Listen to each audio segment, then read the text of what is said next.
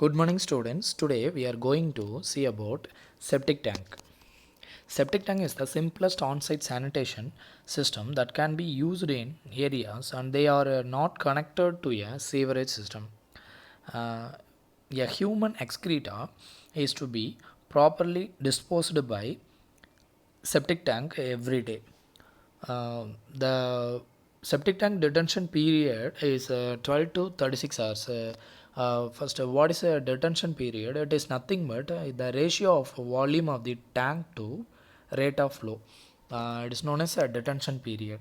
So basically, a septic tank may be defined as a primary sedimentation tank with a longer detention period.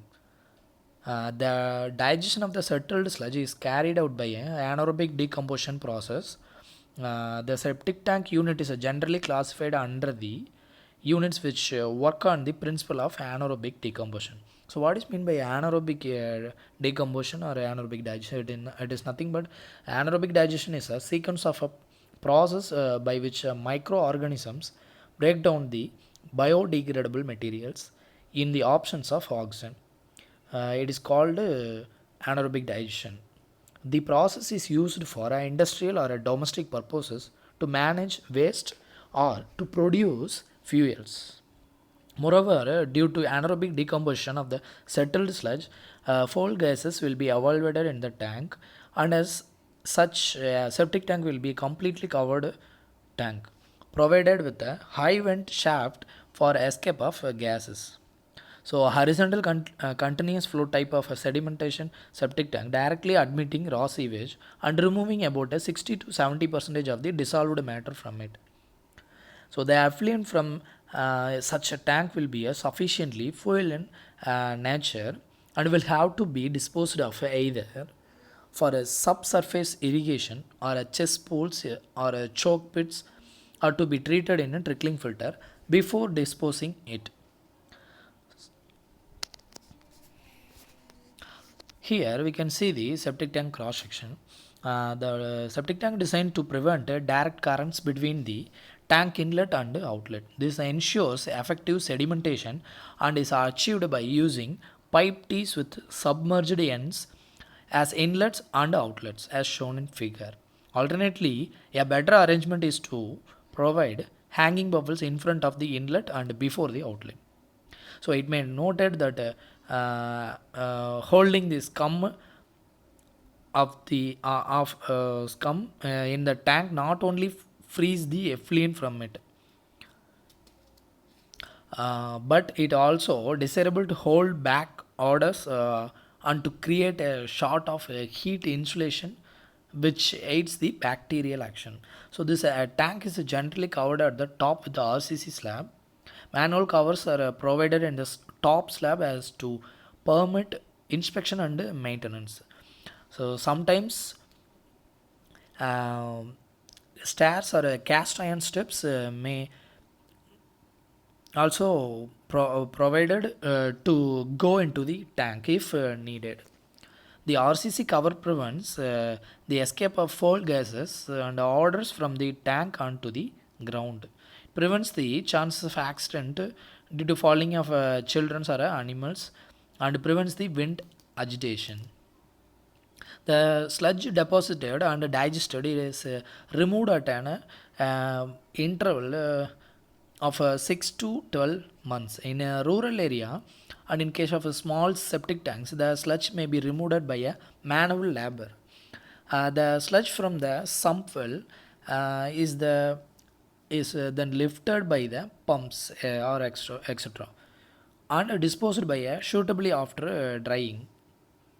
So the basically the this septic tank capacity uh, is first what is capacity of the septic tank? The volume of liquid which a septic tank can accommodate is called its capacity.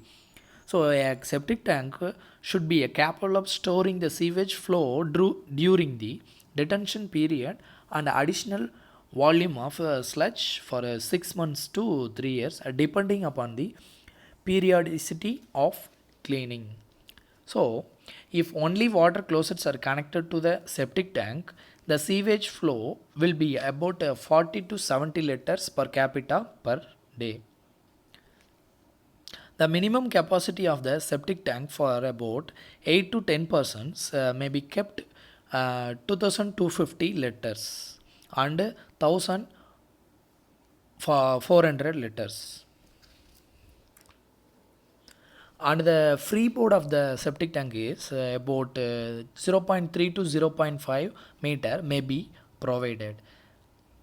And the detention, we know that the detention period is a 12 to 36 hour, and the length to width ratio is septic tanks are usually rectangular with their length at about 2 to 3 times the width.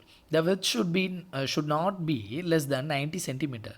The depth of the tank generally ranges between 1.2 to 1.8 meter. So the disposal of effluent from the septic tank is properly disposed by some methods. First, choke pit. So the effluent coming out from the septic tank is no better than the effluent of an ordinary sedimentation tank. It contains large amount of putrescible organic matter like a 200 to 250 milligram per liter, and its a BOD is quite high, 100 to 200 milligram per liter. So we can disposing the effluent of the septic tank by choke pit. A choke pit is a circular covered pit through which the effluent is allowed to be choked or absorbed into the surrounding soil. Uh, Choke pit may either filled with the stone aggregates as shown in figure, or may kept in empty as shown in figure. When the choke pit is empty, the pit is lined with a brick and a stone or a concrete blocks with dry open joints. However, when the choke pit is filled with stone or brick aggregates, no lining is recorded except for a top masonry ring constructed to prevent damage by flooding of the pit by surface runoff. So the inlet pipe may be taken down to a depth of 0.9 meter from 0.9 meter from the top as an anti-mosquito measures. For a disposal in a choke pits, the underground soil should be highly porous with a percolation rate of not exceeding 30 minutes. So next, dispersion trench. This is another type. So in this method, the septic tank effluent is allowed to enter into a masonry chamber. It's called a distribution box, from where it is uniformly distributed through an underground network of open jointed pipes into absorption trenches. It's called the dispersion trenches as shown in figure.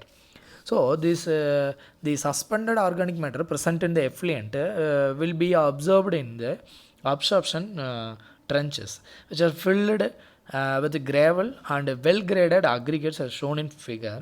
The clearer water will seep down to the water table. So the plants are usually grown on the top of the absorption trenches, which get their irrigation water requirement fulfilled by a capillarity from the seeping water in the absorption trenches. So the dispersion trenches are not recommended in areas where a fibrous roots of trees or vegetation are likely to penetrate the system and cause blockages. Okay, thank you.